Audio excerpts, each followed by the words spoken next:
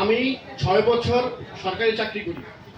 এই 6 বছরে আমার বিরুদ্ধে অসংখ্য অভিযোগ উঠেছে ঠিকাদারের পক্ষ থেকে বিভিন্ন কারণে বিভিন্নভাবে। কিন্তু এগুলোর কারণ ছিল কি? এগুলোর কারণ ছিল মূলত আমি কাজে ছাড় কম দেই, এসব কারণে।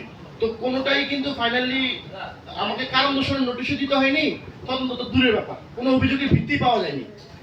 কিন্তু এই যে জুলাই বিপ্লবে বা গণ অভ্যুত্থানে আমি সক্রিয় ছিলাম একদম শুরু থেকে শেষ পর্যন্ত, এই অপরাধ, এটাকে অপরাধ হিসেবে কাউন্ট করে এইটাকে ইস্যু করে আমাকে নজিরবিহীনভাবে এই বিপ্লবের পর থেকে প্রায় 15টা ষড়যন্ত্র করেছে, 15 ধরনের। মূল কারণ কি? আমাকে নিগৃহীত করা, আমাকে অসম্মানিত করে চাকরি থেকে বের করে দেওয়া। এই উদ্দেশ্য সামনে নিয়েই এই ষড়যন্ত্রগুলো করেছে। আমি তথ্য প্রমাণ সহ সবগুলো আমি দিয়েছি। আমি চাই আমার বিরুদ্ধে ষড়যন্ত্রগুলো যারা করেছে তাদের শাস্তি হোক। একই সাথে আমার এখানে যে ভুয়া তদন্তগুলো করেছিল সেগুলো আমার ভোলার মানুষ জানুক যেগুলো ভুয়া ছিল। কারণ আমাকে মানুষ দুর্নীতিবাজ মনে করবে বা চোর মনে করবে, এর চেয়ে আমার মরে যাওয়া শ্রেয়। এটাই হলো আমার মূল কথা।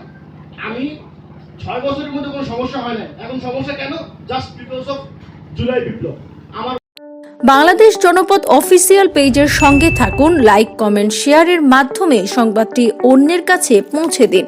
কমেন্টের মাধ্যমে জানিয়ে দিন আপনাদের মতামত। ধন্যবাদ বাংলাদেশ জনপদ অফিসিয়াল পেজের সাথে থাকার জন্য।